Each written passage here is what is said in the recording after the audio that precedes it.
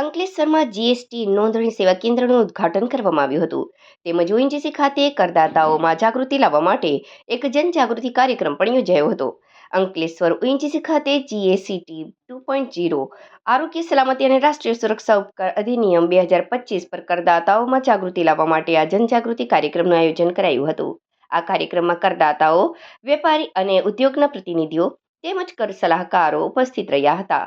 જનજાગૃતિ કાર્યક્રમ બાદ વડોદરા 2 કમિશનરેટ હેઠળના central goods and service tax CGST Ankleshwar office ખાતે જીએસટી નોંધણી સેવા કેન્દ્રનું ઉદ્ઘાટન કરવામાં આવ્યું હતું. આ ઉદ્ઘાટન સમારોહમાં CGST વડોદરા 2 કમિશનરેટ કમિશનર કર્મવીરસિંહ, વેપાર અને ઉદ્યોગના સભ્યો અને કર સલાહકારો હાજર રહ્યા હતા. આ પ્રસંગે ઉપસ્થિત મહાનુભાવો જીએસટી પાલનમાં સરળતા, કરદાતાઓને મજબૂત બનાવવા અને કરદાતા વિભાગ સંકલનને સુદૃઢ કરવાની જરૂરિયાત પર ભાર મૂક્યો હતો. नमस्कार। आज अंकलेश्वर में जीएसटी डिपार्टमेंट ने दो कार्यक्रम रखे थे। बड़ौदा 2 के कमिश्नर करमवीर सर बड़ौदा से यहाँ पे आए थे। उन्होंने एक इनॉग्रेशन किया है। जीएसटी रजिस्ट्रेशन का जो हेल्प डेस्क है अंकलेश्वर में, उसका इनॉग्रेशन किया है। और दूसरा एक अवेयरनेस प्रोग्राम था जो रिसेंटली जीएसटी 2.0 में 31 दिसंबर 2025 को टोबैको और टोबैको से रिलेटेड जो दूसरे प्रोडक्ट हैं उसके अंदर सेंट्रल एक्साइज और जीएसटी के अंदर क्या क्या चेंजेस हुए हैं और किस तरीके से उसका टैक्स में फ़र्क पड़ेगा और कंप्लायंस में फ़र्क पड़ेगा, उसके लिए अवेयरनेस था। तो ये दो कार्यक्रम आज बड़ौदा अंकलेश्वर के अंदर थे। Thank you.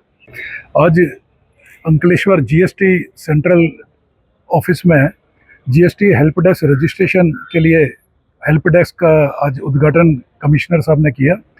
इस उद्घाटन से और इस हेल्प डेस्क की होने से जितने ट्रेडर्स हैं, छोटे स्मॉल ट्रेडर्स हैं, न्यू स्टार्टअप्स हैं, उन सबको बेनिफिट मिलेगा इजीली और क्विकली रजिस्ट्रेशन लेने के लिए। और टाइम टू टाइम वो लोग इस सेवा का लाभ उठा सकते हैं और अधिकारियों द्वारा इसके लिए मार्गदर्शन, उचित मार्गदर्शन किया जाएगा। Thank you. आज रोज GST office Ankleshwar GST outreach program હતો, જેમાં શ્રી કમિશનર સાહેબ શ્રી કરમવીર સિંહ સર વડોદરાથી પધારેલા, ટ્રેડ અને ઇન્ડસ્ટ્રીને જીએસટીના જે ચેન્જીસ ઉપર એડ્રેસ કરેલા. આ સાથે વેરિયસ ઓફિસર્સ અને ટ્રેડના બિહાફમાં BDMAના વતી હું રાજેશ મકવાણા મેં પણ વાત કરી. એક બહુ ઘણો સરસ પ્રોગ્રામ હતો જે એક પ્લેટફોર્મ ઉપર જીએસટી ડિપાર્ટમેન્ટ અને ઇન્ડસ્ટ્રી અને પ્રેક્ટિસિંગ ફેકલ્ટીએ જે કરંટ પ્રોબ્લેમ્સ છે એની ઉપર બી વાતો કરી અને ઘણો યુઝફુલ પ્રોગ્રામ હતો. હું આ સાથે ટ્રેડ અને ઇન્ડસ્ટ્રીના વતી જીએસટી ડિપાર્ટમેન્ટનો ધન્યવાદ કરું છું. Thank you.